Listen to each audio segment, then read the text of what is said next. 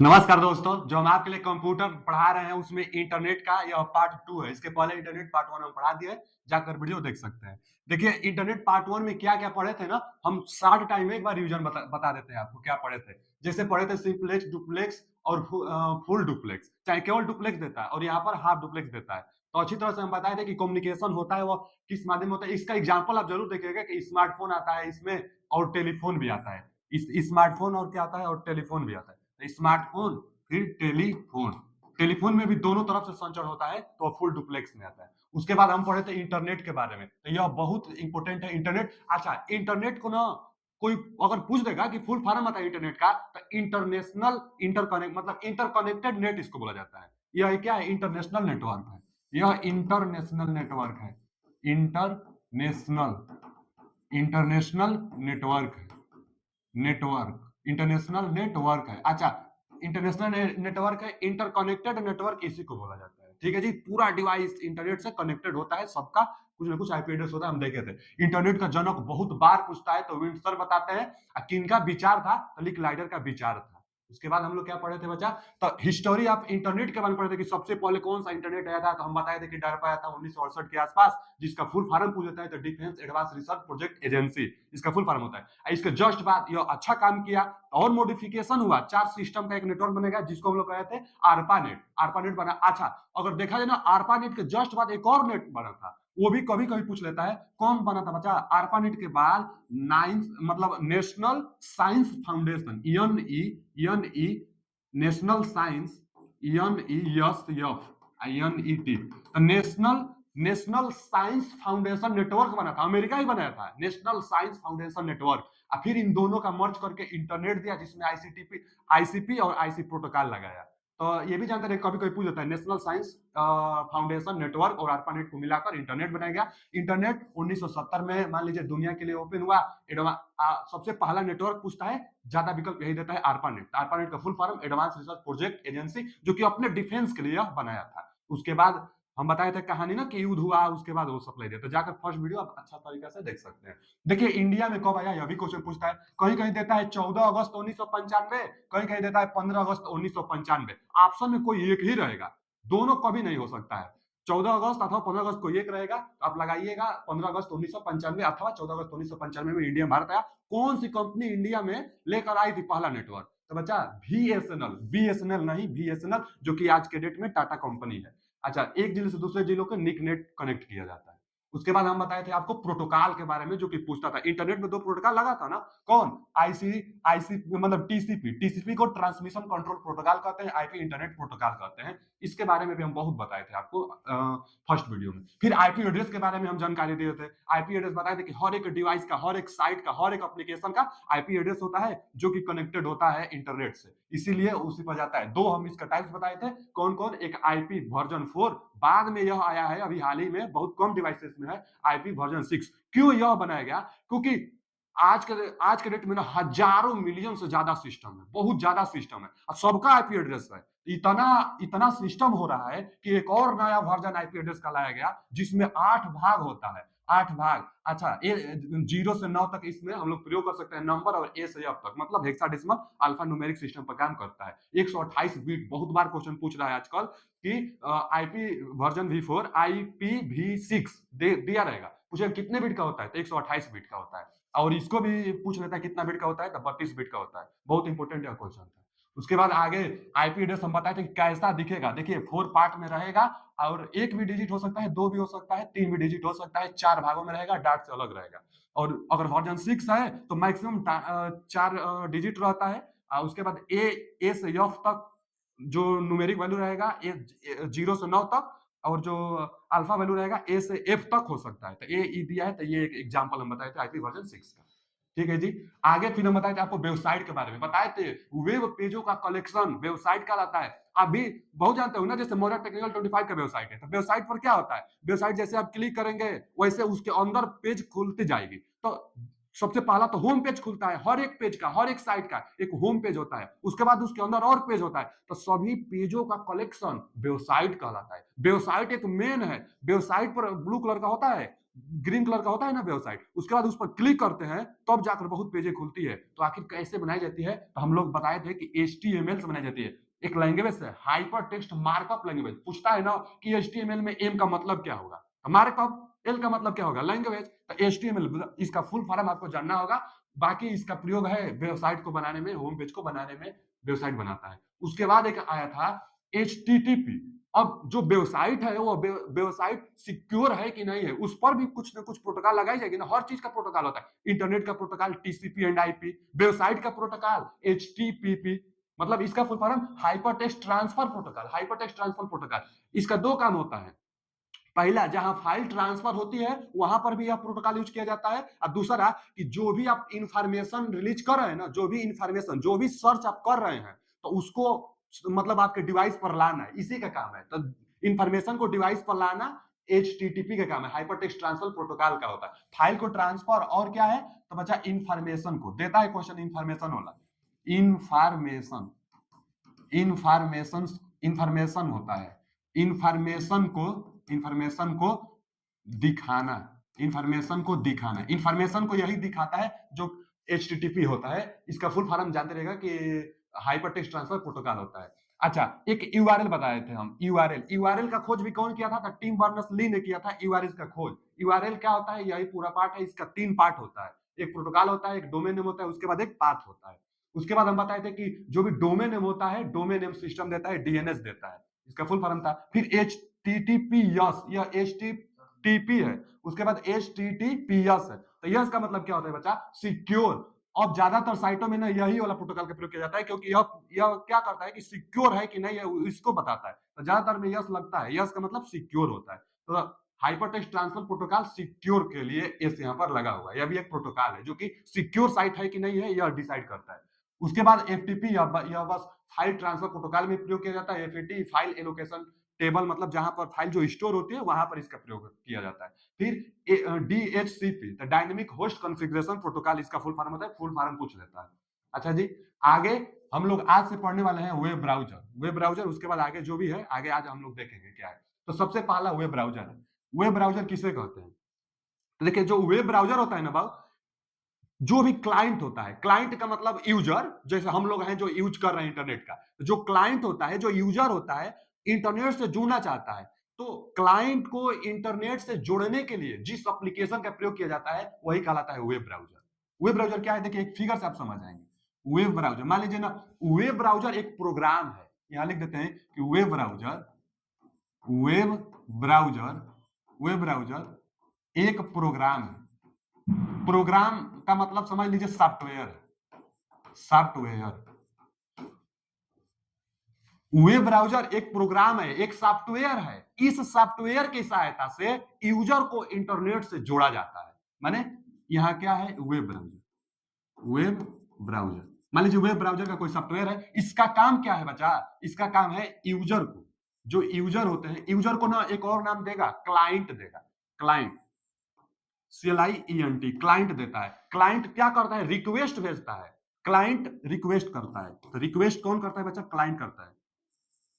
Request कौन करता है बच्चा, तो क्लाइंट करता है। अच्छा, यूजर करता है, कोई भी यूजर हो गया, मान लीजिए हम लोग जो है ना यूजर है, तो यूजर क्या करता है, इंटरनेट से जुड़ना चाहता है, यहां पर इंटरनेट हम बना देते हैं, मान लीजिए यह इंटरनेट है, नेटवर्क है, या नेटवर्क है, इंटरनेट है, हम इंटरनेट से जुड़ना चाहते हैं, चाहे इंटरनेट से कोई भी सूचना लेना चाहते हैं, तो इंटरनेट से क्लाइंट को जोड़ने के लिए वेब ब्राउजर का काम होता है, यानी यही है वेब ब्राउजर। हर एक मोबाइल में वेब ब्राउजर होता है, बिना वेब ब्राउजर के आप इंटरनेट से कुछ भी सर्च नहीं कर सकते हैं। हाँ, वो अलग बात है कि हर एक में अलग अलग वेब ब्राउजर हो सकता है, मोबाइल कंपनी बहुत सारी है, तो हर एक मोबाइल में, हर एक सिस्टम में अलग अलग वेब ब्राउजर हो सकता है, लेकिन वेब ब्राउजर जरूर होगा, वही इंटरनेट से आपको जोड़ेगा। तो इंटरनेट से जोड़ने के लिए एक सॉफ्टवेयर बनाई गई, एक प्रोग्राम बनाई गई है, उसी को हम लोग कहते हैं web browser. Web browser internet और क्लाइंट को जोड़ने का काम करता है। अब सवाल आता है कि सबसे पहला वेब ब्राउजर कौन सा है, सबसे पहला वेब ब्राउजर कौन सा था, देखिए यहाँ पर लिखा गया है कि फर्स्ट वेब ब्राउजर कौन सा है, तो www, www, इसको क्या कहते हैं, इसका फुल फॉर्म पूछ लेता है, world wide web, full form लिख देते हैं, world world wide web. World wide जो वेब है बच्चा, यह सबसे पहला वेब ब्राउजर है। क्वेश्चन पूछता है सबसे पहला वेब ब्राउजर कौन सा है, तो www वर्ल्ड वाइड वेब। अच्छा, इसका कौन खोज किया था, यह भी पूछ लेता है। तो जो वर्ल्ड वाइड वेब है, इसका कौन खोज किए थे, टिम बर्नर्स ली ने। बहुत बार पूछता है। तो Tim Berners Lee, Tim Berners Berners Lee ने, टिम बर्नर्स ली ने, टी वर्नर्स, टी देता है ना, टी वर्नर्स ली, टी वर्नर्स ली। बहुत बार पूछता है कि वेब ब्राउजर www का खोज किसने किया, तो टी वर्नर्स ली ने खोज किए थे। अच्छा, कब खोज किए थे ये सन भी पूछ लेता है। तो 1900 कहीं 89 कहीं 90 देता है, 1989 चाहे 1990 देता है। अच्छा, जब यह खोज हुआ ना, तो बहुत लोग समझते हैं कि इंटरनेट, बहुत जगहों पर देखेंगे तो इंटरनेट का सन भी यही देता है कि अच्छा, जो वर्ल्ड वाइड वेब है, यह दुनिया में फैला हुआ एक जाल है, वेब ब्राउजर है। तो इंटरनेट जो था, इंटरनेट अभी खोज हुआ है, मतलब 1990 में इंटरनेट खोज हुआ। जबकि आर्पानेट हम कब बताए थे बच्चा, आर्पानेट बताए थे कि 1970 में, 1970 में ही आर्पानेट आ गई थी। उतना विकसित नहीं था, उतना लोग नहीं जानते थे उसको, लेकिन वर्ल्ड वाइड वेब आ जाने से, वर्ल्ड वाइड वेब आ जाने से पूरा दुनिया में इंटरनेट का चर्चा हुआ। तो बहुत जगहों पर आप देखेंगे कि 1990 में इंटरनेट का खोज हुआ, जबकि इंटरनेट 1970 में आ गया था। अच्छा, यह तो वर्ल्ड वाइड वेब की जानकारी पूछ सकता है, इसका फुल फॉर्म पूछ सकता है, कौन खोज किया था, टिम बर्नर्स ली ने खोज किया था, बर्नर्स ली ने। कब किया था, तो 1990 में। ज्यादातर इंटरनेट 1990 देता है। फिर फर्स्ट ग्राफिकल वेब ब्राउजर एक पूछता है, इसको मोजाइक बताते हैं, मोजाइक।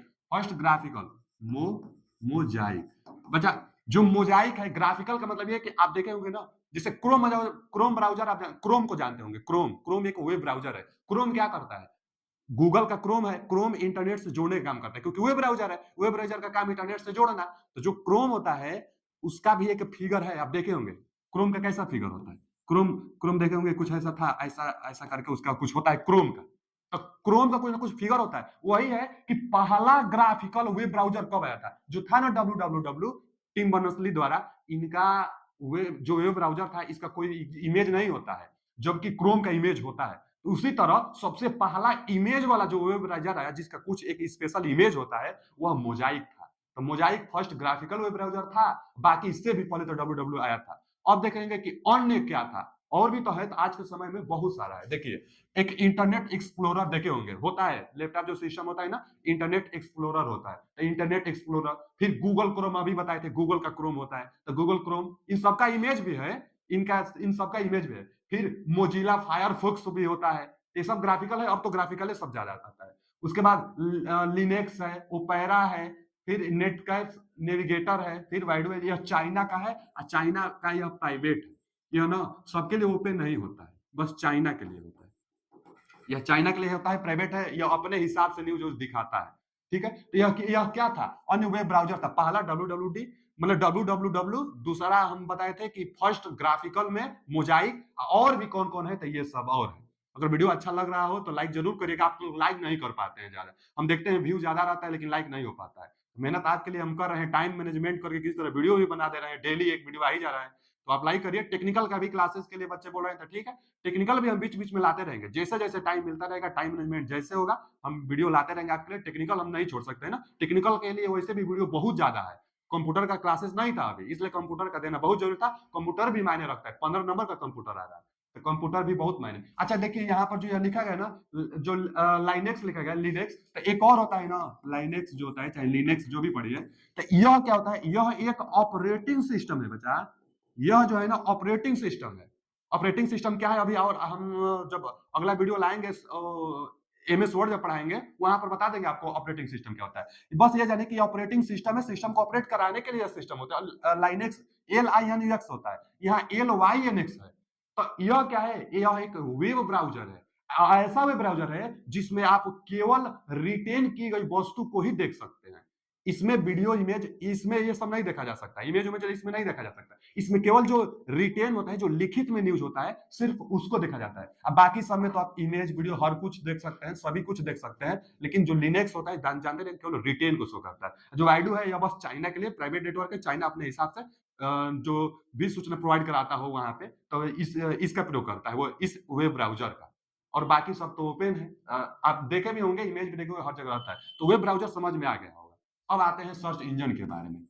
बच्चा, सर्च इंजन क्या होता है? ज्यादातर वेब ब्राउजर सर्च इंजन नाम भी आप सुनते होंगे, तो वेब ब्राउजर तो इंटरनेट से जुड़ने के लिए आता है। अब सर्च इंजन क्या होता है कि सूचना को छाट कर प्रोवाइड कराता है हमारे स्क्रीन पर। जैसे कोई भी मोबाइल में हम कुछ भी सर्च करते हैं, तो जो सर्च करते हैं वही आता है ना, दूसरा कुछ तो आता नहीं है। लेकिन न्यूज बहुत कुछ होता है। अच्छा, जो हम सर्च करते हैं उससे रिलेटेड जितना कुछ रहता है हमारे स्क्रीन पर वह दिखाता है। तो सर्च इंजन ही दिखाता है। सर्च इंजन का ही काम है कि सूचना को छाट कर, मतलब दिए गए रिक्वेस्ट भेजे गए, क्लाइंट क्या करता है? रिक्वेस्ट भेजता है, सूचना जो भी उसको चाहिए वो बोलता है सर्च इंजन पर। तो सर्च इंजन क्या करता है कि इंफॉर्मेशन को क्लाइंट के दिए गए रिक्वेस्ट अनुसार स्क्रीन पर फिल्टर करके प्रोवाइड कराता है, माने सूचना को देता है। सर्च इंजन का काम क्या है बच्चा? इंफॉर्मेशन सर्च इंजन का काम है इंफॉर्मेशन को फिल्टर करके, इंफॉर्मेशन को फिल्टर करने का मतलब बात समझिएगा कि जो आप भेजे हैं उससे सटीक जानकारी आपको देता है। तो सर्च इंजन देता है, इंफॉर्मेशन को फिल्टर करके प्रोवाइड कराता है। इंफॉर्मेशन देने का काम करता है यही सर्च इंजन। अब सर्च इंजन में क्या, गूगल का सर्च इंजन आप देखे होंगे। सर्च इंजन मतलब उसी में आप कुछ भी सर्च करते हैं ना, जिसमें आप कुछ भी सर्च करते हैं उसी को हम लोग कहते हैं सर्च इंजन। तो यह सर्च इंजन है, इंफॉर्मेशन को फिल्टर करके प्रोवाइड कराता है सर्च इंजन। अच्छा, तो रही बात की फर्स्ट सर्च इंजन कौन सा था? तो आर्की। अब जो भी पढ़े, आर्ची चाहे आर्की, हिंदी में ना हम देखे थे एक बार एक पेपर में आर्की दिया था। हम कल क्वेश्चन कराने वाले हैं आपके लिए। इंटरनेट समाप्त हो जाएगा ना आज, इंटरनेट 2 पार्ट में, दूसरा पार्ट है, दोनों पार्ट में समाप्त हो जाएगा इंटरनेट। तो कल इंटरनेट का हम क्वेश्चन लेकर आएंगे, देखेंगे वहां पर क्वेश्चन पूछा है। और आर्की, हिंदी में इसको आर्की लिखता है, तो अब देख लीजिएगा आर्की। तो फर्स्ट सर्च इंजन क्या होता है बच्चा? आर्की। जैसे first web browser www, first graphical web browser Mosaic था, उसी तरह फर्स्ट सर्च इंजन क्या है? तो आर्की है। और भी सर्च इंजन है, बहुत सर्च इंजन है जो कि सूचना को देता है। कौन कौन सर्च इंजन है तो देख लीजिए यहाँ पर, फाइपस है, ब्रिंग है, गूगल है, गूगल का ज्यादा प्रयोग करते हैं। यह सफारी एप्पल मोबाइल में होता है, जो एप्पल की मोबाइल होती है ना महंगी महंगी, तो एप्पल मोबाइल में इस सर्च इंजन का प्रयोग करता है, वो अपना देता है सर्च इंजन सफारी। उसके बाद ओपेरा मिनी आप देखे होंगे, वाइडू ये अभी चाइना का है, यही ना चाइना का है, या चाइना का है। अच्छा जी, और सर्च इंजन क्या है? तो डक डक गो। क्वेश्चन पूछता है ना कि निम्न में कौन सर्च इंजन नहीं है, और 2-3 विकल्प देगा, एक और दूसरा दे देगा, तो वही सर्च इंजन नहीं है। तब इसीलिए हम लिख दिए इतना कि आपको ध्यान रहे, पूछ देता है। यह अल्टा विस्टा पूछता है ज्यादा, हार्डबोर्ड पूछता है, याहू पूछता है, एक्साइट पूछता है। सब में से 3 विकल्प देगा, एक दूसरा विकल्प देगा, पूछेगा कौन सर्च इंजन नहीं है। तो देखे रहिएगा, सर्च इंजन इसी में से ज्यादातर वो विकल्प देता है। अच्छा, 3 और विकल्प देगा, एक इसमें से दे देगा, पूछेगा कि कौन सर्च इंजन है। वेब ब्राउजर दे देगा और सर्च इंजन देगा, फिर भी पूछ लेगा कौन सर्च इंजन है। तो नाम याद रखना जरूरी है, एक बार देख लेंगे तो आप पकड़ लेंगे, विकल्प में खुद आएगा सामने। तो 2 चीज हम पढ़ा दिए, एक वेब ब्राउजर पढ़ा दिए, एक सर्च इंजन पढ़ा दिए। सर्च इंजन सूचना देता है, वेब ब्राउजर इंटरनेट से जोड़ने का काम करता है। पहला इंटरनेट कौन था और अरे पहला वेब ब्राउजर कौन था, पहला सर्च इंजन कौन था, ये भी आपको एकदम जानना जरूरी है, क्योंकि क्वेश्चन यही सब पूछेगा। फिर आगे अब आइए ईमेल के बारे में, तीसरा पॉइंट आज का। ईमेल से भी क्वेश्चन बहुत ज्यादा पूछता है। सबसे पहले तो ये पूछ लेता है ईमेल क्या होता है। ईमेल, पहले के जमाने में जिस तरह से हम लोग लेटर पत्र भेजते थे ना, हैंड रिटेन करके डाकिया द्वारा चाहे जैसे भी हम लोग लेटर भेजते थे, लेकिन आज के इस टेक्नोलॉजी और डिजिटल जमाने में जो लेटर भेजा जा रहा है वो ईमेल के सहायता से भेजा जा रहा है। ईमेल, आपका एडमिट कार्ड होता है, चाहे जो कुछ भी रिलेटेड होता है, ईमेल आ जाता है। तो ईमेल क्या है? एक पत्र ही का तरीका है ना, बस। ईमेल का मतलब इलेक्ट्रॉनिक मेल, मेल मतलब क्या? भेजना। अब ई मतलब इलेक्ट्रॉनिक से भेजना, इसका फुल फॉर्म यही होगा, electronic electronic mail. Electronic mail मतलब इंटरनेट की सहायता से, इलेक्ट्रिकल की सहायता से हम लोग भेजने वाले हैं मेल को। मेल मतलब मैसेज, मैसेज को हम लोग भेजने वाले हैं इलेक्ट्रिकल की सहायता से, इसलिए ईमेल। ईमेल का मतलब इलेक्ट्रॉनिक मेल, इलेक्ट्रॉनिक संदेश। अच्छा, ईमेल जो होता है, फर्स्ट ईमेल कब बना था, चाहे कब मैसेज पहला इलेक्ट्रॉनिक मेल किया गया था, तो बच्चा 1971 में किया गया था। अब पूछता यह भी क्वेश्चन है कि अच्छा 1971 में किया गया था तो किस नेट से किया गया था? तो आरपानेट, हम बताए थे ना, आरपानेट 1970 में आ गए थे, और उसी आरपानेट के प्रयोग करके 1971 में भेजा गया था। अच्छा, कौन भेजा था 1971 में? कौन भेजा था? देखिए 1971 में किस पहले नेट से? आरपानेट से। अर्पा अर्पानेट, अर्पानेट का इस्तेमाल करके इसको भेजा गया था। अभी जो ईमेल फादर कहलाते हैं वही सबसे पहला क्या भेजे थे? वही सबसे पहला मतलब ईमेल को भेजे थे। कब भेजे थे बच्चा? 1971 में। एक क्वेश्चन यह भी पूछता है कि email father of India, India में, तो इंडिया के लिए देखिए शिवा आया दुराई, शिवा आया दुराई, आया दुराई पूछता है क्वेश्चन। शिवा आया दुराई, शिवा आया दुराई जो होते हैं वह क्या होता है ना, ईमेल के लिए, ईमेल मतलब इंडिया में ईमेल सबसे पहले, इंडिया में ईमेल का अगर जन्मदाता पूछ दिया कि इंडिया में ईमेल के जन्मदाता कौन थे, तो शिवा आया दुराई। अच्छा, फिर आगे ईमेल फादर, ईमेल फादर पूछता है, तो ईमेल फादर में हम लोग बताते हैं टिम बर्नर्स ली तो WWD खोज किए थे, और उसके बाद रे टॉमिल्सन, रे टॉमिल्सन, टॉमिल्सन, रे टॉमिल्सन, इस हिंदी में भी वही रे, रे टॉमिल्सन, टॉमिल्सन, रे टॉमिल्सन। यह पूरे वर्ल्ड में ईमेल के जन्मदाता पूछता है तो रे टॉमिल्सन बताते हैं, और पूछता है कि सबसे पहला ईमेल कौन भेजा था, तो यही रे टॉमिल्सन, तभी तो ईमेल का जन्मदाता इनको हम लोग मानते हैं। तो रे टॉमिल्सन ने सबसे पहला इंटरनेट ईमेल भेजा था। कब भेजा था बच्चा? 1971 में भेजा था। किस नेट से भेजा था? ARPANET से भेजा था। ईमेल का फुल फॉर्म क्या होता है? इलेक्ट्रॉनिक मेल होता है। यही सब पूछता है क्वेश्चन। भारत में ईमेल सबसे पहला कौन भेजा था भैया? तो शिवा आयादुराई। चाहे ईमेल के जन्मदाता भारत में तो शिवा आयादुराई, शिवा आयादुराई जानते रहेंगे, क्वेश्चन यहाँ से पूछता है, ये नामकरण से रिलेटेड था। अच्छा जी, अगला पॉइंट क्या है इसमें कि जो ईमेल होता है, अच्छा एक अगर देखा जाए ना तो जो ईमेल होता है, ईमेल भेजने के लिए आपके पास और जिस पर आप भेज रहे हैं उनके पास ईमेल अकाउंट होना जरूरी है। ईमेल अकाउंट दोनों लोग के पास होना है, जो भेज रहा है उसके पास भी ईमेल अकाउंट होना चाहिए, और जहां जिनके पास आप भेज रहे हैं उनके पास भी ईमेल अकाउंट होना चाहिए, तभी आप इलेक्ट्रॉनिक मेल कर पाएंगे। अच्छा, ईमेल जब भेजेंगे तो मैक्सिमम कितना एमबी तक भेज सकते हैं, क्वेश्चन पूछता है। तो मैक्सिमम आप 25 एमबी तक भेज सकते हैं, 25 एमबी तक आप मैक्सिमम ईमेल कर सकते हैं। अच्छा, 25 एमबी से ज्यादा का भेजना हुआ तब क्या करेंगे, तो एक लिंक क्रिएट किया जाता है, एक लिंक से आप भेज सकते हैं। जैसे कोई मूवी हम ले लेते हैं, कोई मूवी अगर भेजना चाहते हैं, चाहे हमारा वीडियो ही अगर किसी के पास भेजना चाहते हैं ईमेल के जरिए, तो जो लिंक है ना हमारा यूट्यूब पर जो भी लिंक है, इसी लिंक को आप भेज सकते हैं। 25 एमबी से ज्यादा ही ना वीडियो है, लेकिन भेजा जा सकता है। तो 25 एमबी से ज्यादा के लिए लिंक की सहायता से भेजी जाती है। अच्छा, क्या भेज सकते हैं? फोटो की MP4 की, क्या तो हर चीज, फोटो भी भेज सकते हैं, मैसेज भी भेज सकते हैं, MP4 भी, मतलब audio video image written message कुछ भी आप भेज सकते हैं ईमेल की सहायता से। हाँ, 25 एमबी से ज्यादा रहेगा तो लिंक का इस्तेमाल करना पड़ेगा। अच्छा जी, एक दिन में कितना, तब फ्री किया गया है 500, 500 मैसेज, 500 मैसेज क्या किया गया है बच्चा? फ्री किया गया है प्रति डे। एक दिन में 500 मैसेज आप भेज सकते हैं।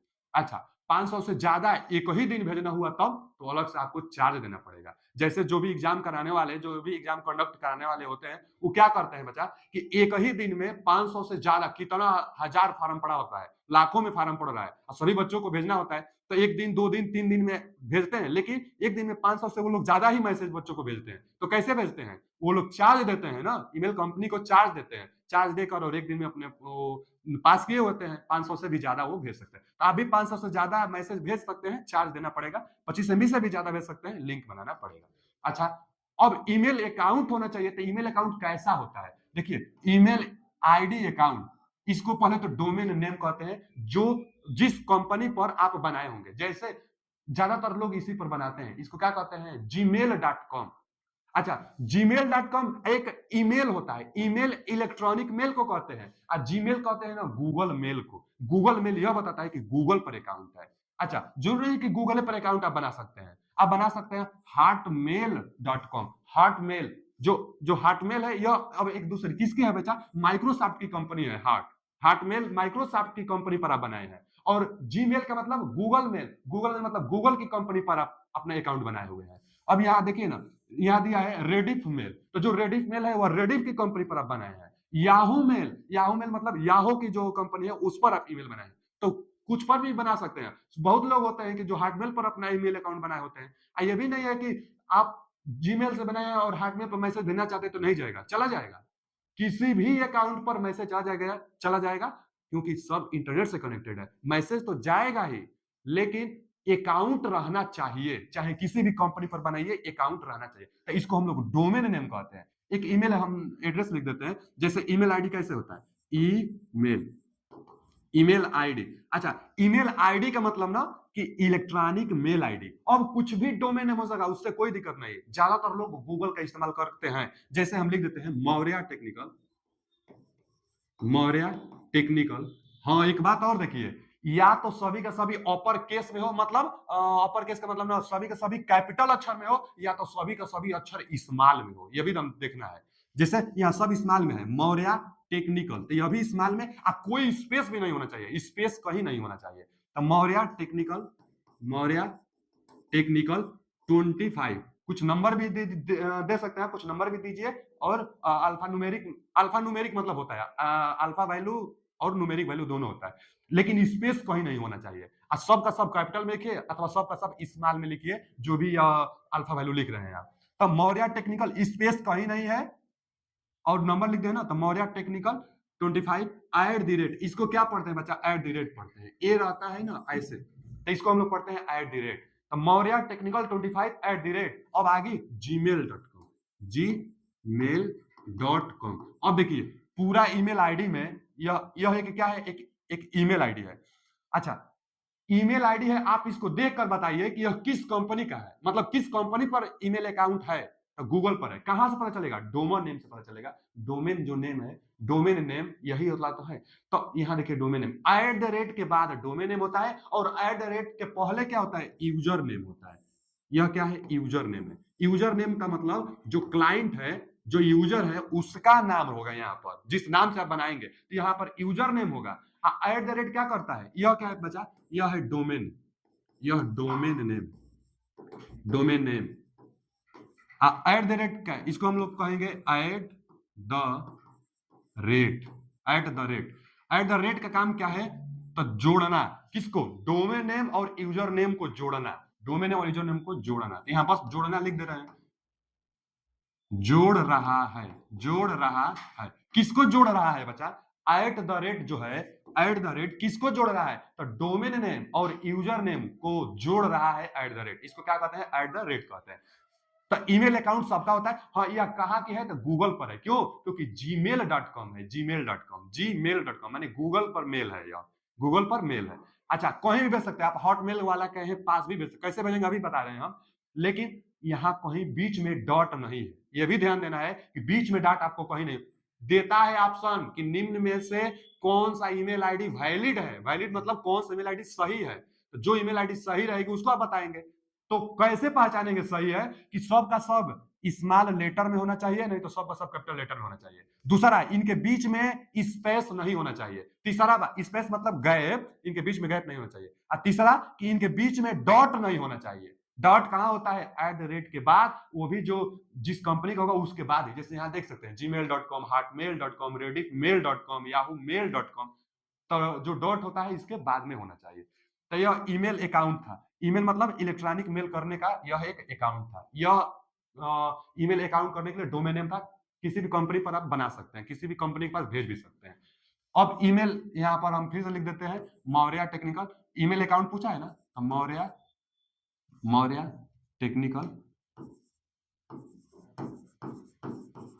Maurya technical 25, Maurya technical 25 at the rate जोड़ने के लिए होता है। तो Maurya technical 25 at the rate gmail.com, ज्यादातर लोग जीमेल को बनाते हैं, gmail.com। यही है अकाउंट, गूगल पर यह अकाउंट बना हुआ है, यह अकाउंट है। पूछा है यूजर नेम से, मतलब बता रहा है आपको कि यूजर नेम में स्पेस का इस्तेमाल नहीं होता है। एकदम सही बात है। यूजर नेम में स्पेस का, स्पेस मतलब गैप होता है, तो गैप का इस्तेमाल नहीं होना चाहिए। फिर और न ही डॉट होना चाहिए। फिर आगे, किसी को मेल भेजने के लिए कंपोज का इस्तेमाल किया जाता है। आगे बताएंगे कंपोज। कंपोज कहीं नहीं दिखाई देगा तो वहां पर प्लस का साइन दिखाई देगा, प्लस का साइन दिखाई देगा। जैसे प्लस टिकेगा कंपोज आ जाएगा ऑप्शन, और कंपोज पर जैसे क्लिक करेंगे तो तुरंत आ जाएगा भरने के लिए कि क्या क्या मैसेज आप भेजना चाहते हैं। तो किसी को ईमेल भेजने के लिए किसका इस्तेमाल करेंगे? ऑप्शन में जरूर रहेगा कंपोज। कंपोज पर जाकर क्लिक करके ही ईमेल किसी को लिखने के लिए आ जाएगा, लिखिए, उसके बाद सेंड करने के लिए ऑप्शन देगा। अच्छा जी, सबसे नीचे वाला ऑप्शन क्या होता है? सबसे नीचे ऑप्शन सिग्नेचर का होता है, सिग्नेचर का सबसे नीचे ऑप्शन होता है। सबसे नीचे, ईमेल के सबसे नीचे कौन सा ऑप्शन होता है? तो सिग्नेचर का सबसे नीचे ऑप्शन होता है। ईमेल भेजने के लिए कंपोज का, स्पेस और डॉट का प्रयोग हम लोग नहीं करते हैं। इसको कहते हैं यूजर नेम। यूजर नेम पूछता है बार बार, तो यूजर नेम इसको कहेंगे इतना, इसको कहेंगे डोमेन नेम। डोमेन नेम से पता चलता है कि किस कंपनी पर बना है। Domain name at the rate क्या करता है? इसको हम लोग एट द रेट कहते हैं, या जोड़ने का काम दोनों को करता है। ठीक है जी। ईमेल और का क्वेश्चन बनेगा, बनेगा कि कौन सा सेक्शन अपने आप फिल होता है। तो डेट और फ्रॉम, फ्रॉम मतलब ना जिस अकाउंट से आप ईमेल करना चाहते हैं, जिस अकाउंट से आप मैसेज भेजना चाहते हैं, उस अकाउंट, वह जो अकाउंट होता है अपने आप फिल हो जाता है। तो वही तो पूछ रहा है कि कौन अपने आप सेक्शन फिल हो जाता है, अपने आप कौन भर जाता है बच्चा। तो डेट, जिस डेट में आप भेज रहे हैं वो अपने आप आ जाएगा, आपको डेट नहीं भरना होगा। बाकी फ्रॉम, जहां से आप भेज रहे हैं, जिस अकाउंट से भेज रहे हैं, वह अकाउंट अपने आप फिल हो जाएगी फ्रॉम में। तो फ्रॉम में भी नहीं भरना पड़ेगा और ना ही डेट में भरना पड़ेगा। पूछ सकता है यह क्वेश्चन। फिर आगे सीसी का मतलब पूछ सकता है। तो सीसी का मतलब होता है ना carbon copy, carbon copy, carbon copy होता है। सीसी का फुल फॉर्म कार्बन कॉपी। कहां होता है सीसी? ईमेल में होता है कार्बन कॉपी। अच्छा, बीसीसी का मतलब blind, blind carbon copy, blind carbon copy. अच्छा, टू, पहले तो इनको तो समझिए। सीसी का मतलब ना carbon copy, blind carbon copy. BCC का मतलब फुल फॉर्म भी पूछता है इनका, कहां होता है? ईमेल में होता है। जो मेल होता है ना, ईमेल, ईमेल अकाउंट, वहां पर होता है। अब सीसी का मतलब क्या होता है और बीसीसी का मतलब क्या होता है, क्यों यह बनाया गया है?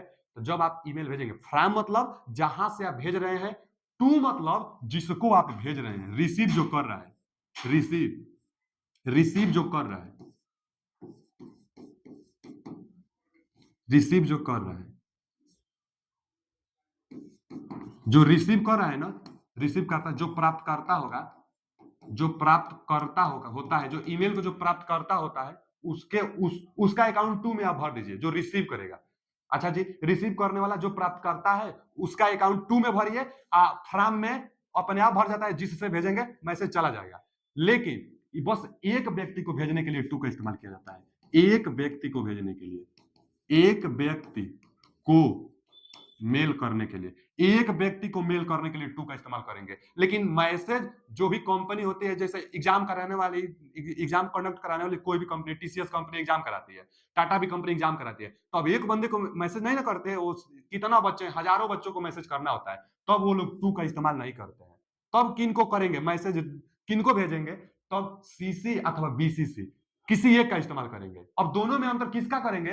तब देखिए, सीसी का प्रयोग, कार्बन कॉपी का प्रयोग, इसमें पहले तो यह दोनों मैसेज भेजने के लिए होता है, लेकिन दो से ज्यादा, माने एक से ज्यादा, एक से ज्यादा, दो या दो से ज्यादा भी बोल सकते हैं। एक से ज्यादा बस हम लिख देते हैं। एक से ज्यादा मतलब दो या दो से ज्यादा लोगों को ईमेल करने के लिए सीसी अथवा बीसीसी का प्रयोग करते हैं। अब इनमें से किसका करेंगे? तो कार्बन कॉपी का प्रयोग करेंगे। जितना लोगों का इसमें अकाउंट आप डाले रहेंगे, ईमेल आईडी जितना लोगों का आप सीसी में डाले रहेंगे, किसी को, मतलब सबको पता चलेगा कि हमारे पास भी मैसेज आया है, और बाकी उसके अलावा जितना लोग को इसमें अकाउंट रहेगा, सबको पता चल जाएगा कि इसको भी मैसेज गया है, इसको भी मैसेज गया है, इसको भी मैसेज गया है। कार्बन कॉपी में, आप ब्लाइंड कार्बन कॉपी में, ब्लाइंड नाम से भी पता चल रहा है कि इसमें ब्लाइंड रहेगा, इसमें पता नहीं चल पाएगा कि किसके किसके पास ईमेल गया है। तो जो एग्जाम कराने वाले कंडक्ट होते हैं, कोई भी कंपनी होती है जो प्रमोशन करती है, तो वह सिर्फ उन्हीं उन्हीं के पास मैसेज भेजता है। जैसे एग्जाम कराना है तो हमको पता थोड़ा चलता है कि किसके किसके पास भेजा गया है, तो किसका प्रयोग करता है? वह बीसीसी का प्रयोग करता है। तो ज्यादातर बीसीसी का प्रयोग करता है। एक लोग को भेजने के लिए रिसीव का प्रयोग किया जाता है। इसका प्रयोग बहुत कम जगहों पर किया जाता है, जैसे कॉलेज वॉलेज में ना कर लिया जाता होगा, जहां ऐसा मैसेज देना है कि सभी को भी पता चले कि हमारे अलावा और किसको जाना है और किसको यह ईमेल आया है। इसका प्रयोग कम ही होता है। बस ये जानिए कि दो से ज्यादा लोगों के लिए कार्बन कॉपी का प्रयोग किया जाएगा। इसमें होगा कि सबको पता चल जाएगा कि किसके किसके पास मेल गया है। अब ब्लाइंड कार्बन कॉपी में दो से ज्यादा के लिए प्रयोग किया जाता है, लेकिन सबको पता नहीं चल पाता है कि किसके किसके पास मेल आया है। अच्छा जी, टू एक आदमी के लिए। सब्जेक्ट क्या होता है? जिस बारे में आप मेल कर रहे हैं, एक मेल, जिस एप्लीकेशन भी आप लिखते होंगे तो सब्जेक्ट एक ऑप्शन ऊपर ही लिख दिया जाता है कि यह एप्लीकेशन किसके बारे में है। उसी तरह ईमेल किसके बारे में है?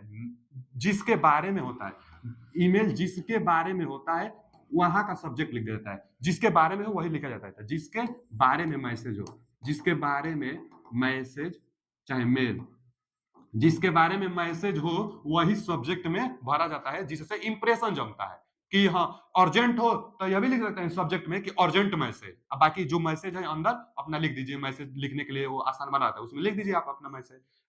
सब्जेक्ट में लिख दीजिए अर्जेंट मैसेज, तो जिसके पास जाएगा ना तुरंत दिखा देगा कि अर्जेंट मैसेज, और कोई पढ़ लेगा। तो जिसके बारे में हो वो लिख दीजिए। इनबॉक्स में क्या होता है? तो जहां पर मैसेज जाकर जाता है ना, ईमेल अकाउंट होगी तो जितना भी ईमेल आता है एक दिन में, सब का सब कहीं ना कहीं जाकर इकट्ठा होगा, तो इनबॉक्स में जाकर इकट्ठा होगा। तो ऑल मैसेज इसी में आता है, इसी में आता है। जितना मैसेज होगा बच्चा ना कहाँ आएगा, इसी में, इनबॉक्स में सबका सब मैसेज आता है जी। ठीक है, यहां से क्वेश्चन बनेगा। फिर आगे क्वेश्चन आउटबॉक्स क्या होता है, आउटबॉक्स के बारे में पूछ सकता है। तो जो आउटबॉक्स होता है, जो भी मैसेज आप भेजे हो, जो भी आप मैसेज भेजना चाहते हैं और गया नहीं हो, जो मैसेज भेजते हैं और गया नहीं हो, सक्सेसफुली नहीं गया हो, वह आउटबॉक्स में जाता है। यानी मैसेज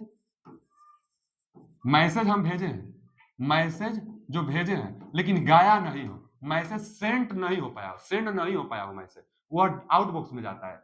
सेंड बॉक्स में जो सक्सेसफुली मैसेज चला जाता है, सेंड बॉक्स में जो मैसेज चला जाता है, जो मैसेज सक्सेसफुल सेंड बॉक्स में क्या होता है, जो मैसेज सक्सेसफुल चला गया हो, चला गया हो।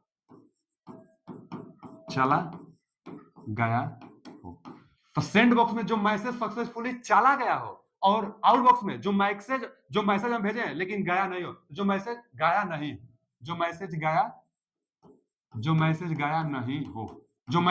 नहीं हो वो आउटबॉक्स में, जो मैसेज चला गया वो सेंड बॉक्स में। अच्छा जी, ड्राफ्ट में क्या होता है, तो ड्राफ्ट में भी वही होता है कि जो मैसेज भेजे हैं वो गया नहीं है, स्टोर होकर रखा रहता है। चाहे कई बार अभी होता है किसी का बर्थडे भी हो, चाहे कोई अर्जेंट मैसेज हो और एक स्पेशल टाइम पर भेजना आप चाहते हो, तो एक स्पेशल टाइम पर भेजने के लिए पहले से मैसेज लिख कर तैयार करके स्टोर करना, वो ड्राफ्ट में किया जाता है। ड्राफ्ट में पहले से मैसेज लिख कर तैयार रखा जाता है, पहले से मैसेज लिख कर सेव किया जाता है। पहले से मैसेज ना लिख कर इसमें हम लोग सेव किए रहेंगे, जैसे टाइम होगा तुरंत हम लोग सेंड कर देंगे। तो पहले से मैसेज स्टोर कर रखते हैं ड्राफ्ट में, सेंड बॉक्स में सेंड करेंगे, आउट बॉक्स में जो गया नहीं हो मैसेज वो रहता है। बाकी स्पैम क्या होता है, बहुत बार पूछता है बच्चा, स्पैम वो होता है जो अनचाहा मेल होता है, इसको तो बहुत बार पूछता है। अनचाहा मेल बहुत इंपॉर्टेंट है, स्पैम शब्द जान लीजिए, बहुत बार पूछता है ईमेल से कि स्पैम, ईमेल में स्पैम क्या होता है। तो अनचाहा मेल, जो हम मैसेज नहीं चाहते हैं वो मैसेज आता है प्रचार के लिए, एडवर्टाइजमेंट के लिए भी, जो भी मैसेज आता हो जो हम नहीं चाहते वो मैसेज सब आता हो, तो उसी को हम लोग स्पैम कहते हैं। तो स्पैम में अनचाहा मेल आता है, ठीक है ना जी। जैसे देख लीजिए, एक ईमेल अकाउंट है, उसका हम स्क्रीनशॉट लिए हुए हैं। फ्राम जो होता है वो अपने आप भरा हुआ है, देखिए यहाँ पर जो फ्राम है अपने आप भरा हुआ है, फ्राम अपने आप। gmail.com है, तो जीमेल मतलब गूगल का अकाउंट है, कोई भी स्पेस नहीं है, सबका सब स्मॉल में है, और न ही डॉट बॉक्स है, @ है जो कि दोनों को जोड़ रहा है, ये अपने आप फिल हुआ है। अब मैसेज जैसे भेजेंगे ना, यहाँ पर मैसेज भेजने के लिए एक बनाया होता है, यहाँ पर एक मैसेज भेजने के लिए एक त्रिभुज आकृति में वो रहता है, मैसेज भेजने के लिए एक बनाया गया रहता है। यहाँ पे जैसे उसको क्लिक करेंगे मैसेज चला जाएगा। अच्छा, जैसे वो मैसेज चला जाएगा तो डेट भी वहां पर चला जाता है, तो डेट वोट आपको भरना नहीं होता है। जैसे यहाँ पर अगर क्लिक भी करेंगे ना तो वो डेट वोट सब आ जाता है, आपको भरना नहीं है, फ्राम और डेट नहीं भरना होता है। टू क्या है, किसी एक लोग को भेजेंगे तो उसका ईमेल अकाउंट इस पर लिख दीजिए, बस चला जाएगा।